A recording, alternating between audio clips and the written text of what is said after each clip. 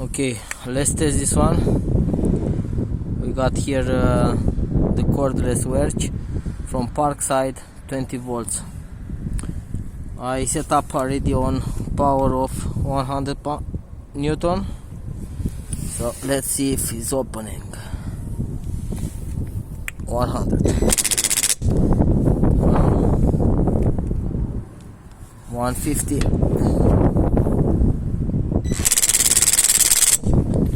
Now seems to not go. 120. 200 if it goes. Now 300. Yeah, it's open. 300. These ones, they are all screws, all nuts, so won't fit with the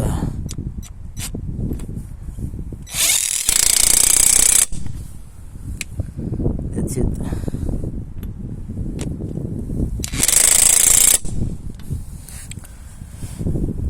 Yeah, not bad, but 300, yeah, it's already on, it's 400 the maximum, so 300 is not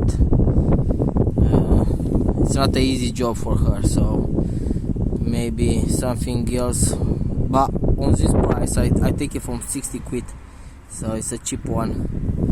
Basically she'll do some work. Yeah, thanks.